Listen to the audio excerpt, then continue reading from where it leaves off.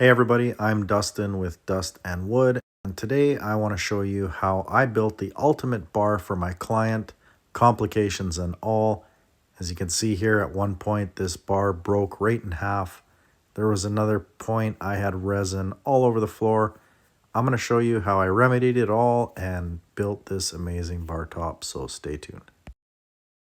One of my really good clients reached out to me to help him create the ultimate bar top in his basement.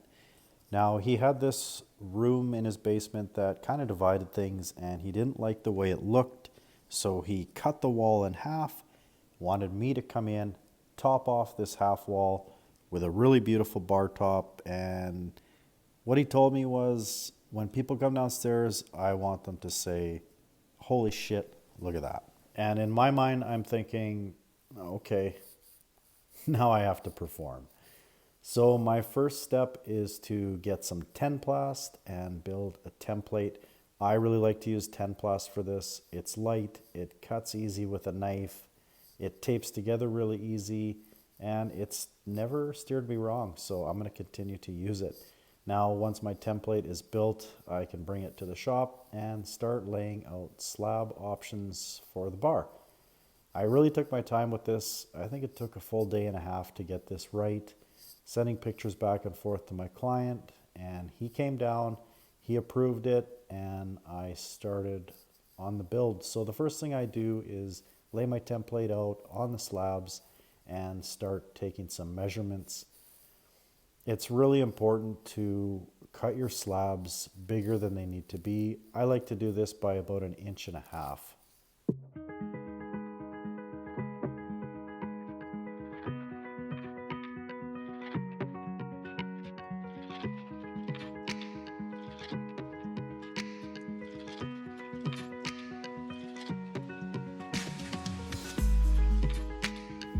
And don't forget to plug your saw in before you make your cut, otherwise your track's gonna fall and you're gonna have to realign everything and do it over again. Not a really big deal.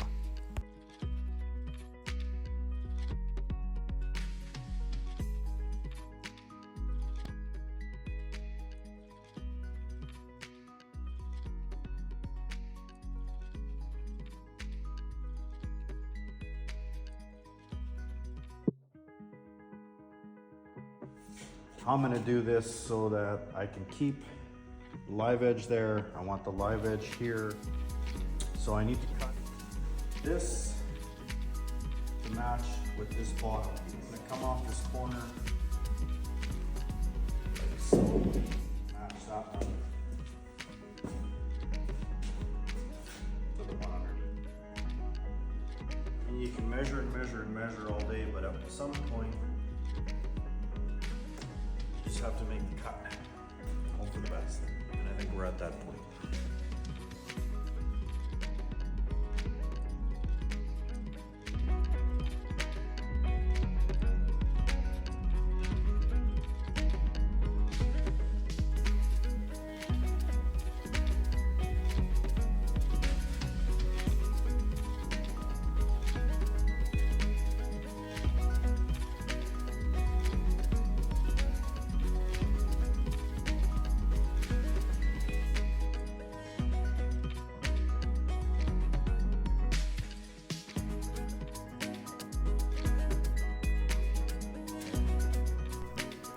Once I have my bar layout complete, I can go ahead and glue these pieces down to my surfacing table and start surfacing the slabs.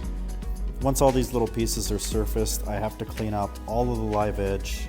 For this, I like to use an aggressive wire wheel, chisel away anything loose first, and then hit it with that wire wheel on a drill to make sure that I don't have any loose pieces anywhere that are going to get into my resin and potentially stop the resin from bonding properly to the wood. So this is a very important step.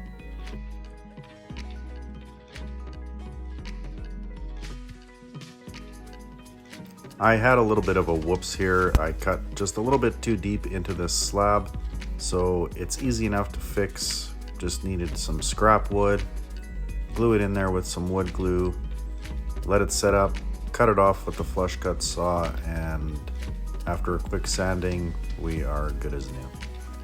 The next step is building a form so we can pour resin into this piece. I'm running silicone along the bottom side of this live edge. I'm also going to run a bead along the top side of this live edge so resin can't escape from the top or the bottom. Mixing resin is fairly straightforward. I am using Designer Epoxy. It's their deep casting line. It's a 2-to-1 mixture, 2 parts resin, 1 part hardener. Mix for about 4 minutes. And the key to success here is a vacuum chamber, removing all of those bubbles. And another good point is when you are pouring a clear resin pour or a semi-clear resin pour, it's important to pour that very slow so you don't introduce any new bubbles into the resin mixture as you're pouring it. One important step that I completely missed on this was clamping down my slabs. I've missed this step before in the past, and I hope I don't miss it again in the future because it sucks. What happens is your slab will try to float in the resin, and that silicone that's holding it down will release. Your slab will float up and you're gonna have a huge mess on the floor. Luckily, I always clean the floor before I pour resin just in case something like this happens. I was able to scoop it up with that little yellow trowel there, and I actually use Mirka Abranet sandpaper to screen out any particles that are in the resin. And believe it or not, I was able to save the majority of the resin that ended up on the floor. I poured it back into this project, and you would never know that this happened. So keep a clean floor, keep some Abranet paper around if you need to screen your resin, because you know what, it works really well. For the next form, I am using the previous piece that I poured to line up this part of the bar top, so I know everything will match up perfect before I pour my resin. Once this is done, I can build my form without moving anything, being very careful in doing this process, and just taking my time so that I can get the best result. I definitely wasn't going to make this same mistake twice, so I went heavy on the clamps, ensuring nothing was going to float and nothing was going to leak.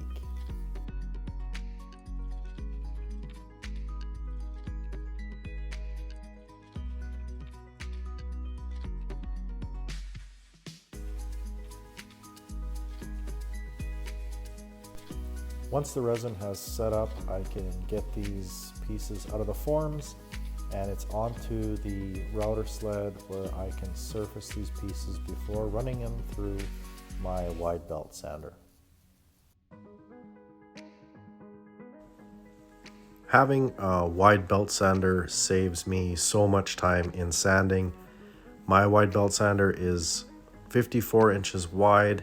It has 2 drums, so I can run 150 grit and 180 grit on it. And once I'm done with these pieces, they come out really nice and smooth. It's just a few hours on the orbital and this thing is perfect. So this is how the bar is gonna lay out. It's time now to load these up onto my tables. This was a bit of a struggle for me, as you can see, but after a few choice words and holding my tongue just right, I got these babies loaded up onto these tables and I could get to cutting them down to size.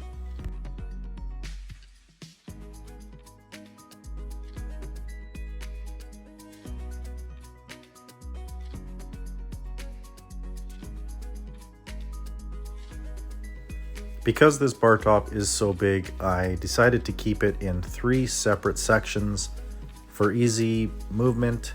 And to hold these together in my client's home, I am going to be using the mechanical dominoes from Festool. I absolutely love this product. It is so good for these types of situations, and these dominoes are super strong. Once I have these together in the shop, I can size up this bar to its final dimensions, and then it's time to take it over to my client's home, install it, and see how it all fits. And it fit perfectly. But this slab broke right in half as we were carrying it in. It had a weak spot and it showed itself. Thankfully, it showed itself before it was all done. This is easy enough to fix. I added some dominoes here as well.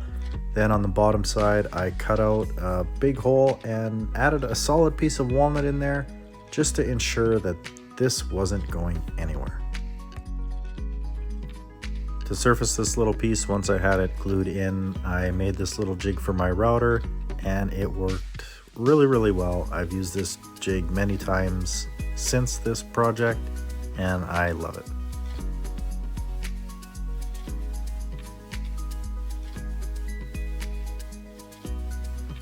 There was a little bit of profiling I needed to do on these live edges, and for this, the RO150 from Festool is just a beast. This thing gets in there and it digs like crazy.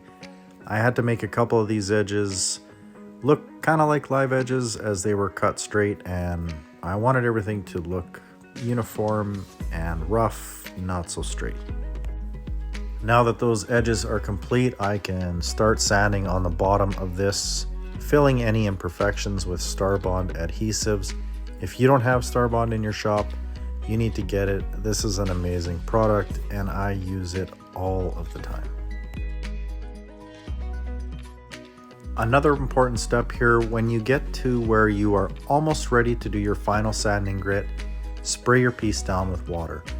This is going to cause the little fibers in the wood to stand up that have been previously just knocked over by the sander. You're going to stand these up, it's going to feel rough again. Then you can do your final sanding grit and knock all these little fibers right out of there so you have a perfect buttery smooth finish every time. And trust me guys, it is going to feel so smooth when you do that. All that's left to do now is add your oil, and this bar top is looking really good so far. So let's move on to the next step. For the oil here, I am using Super Duper oil from Odie's as a base coat. I'm going to let that set up for about 2 days, and I'm going to come back and I'm going to top this bar top with 2 coats of Osmo's Pollux 3043. I love how this finish looks. The reason I do this is I have found with walnut, the Odie's oil can sometimes tend to look dried out after a couple of months. I've talked to them, they swear it is not dried out, but I am just not a fan of how this looks. And what's weird about it is it doesn't happen on every piece. So topping it with 2 coats of Osmo has always worked out really good for me. For the base that the bar top is going to sit on, I used white melamine. I am painting the bottom of it black and I am giving the edge of it white oak veneer that will also be stained jet black. This base is going to house the lights that are going to illuminate the resin in the bar top. After the glue, the paint, the stain, and everything is all cured up, it's time to flip this base over and start adding the lights into the base of this bar. I'm going to slide the bar top on top of here just to get an idea of what this is going to look like. Shut the lights off in the shop and it's glowing through better than I expected it to. I am absolutely loving this right now.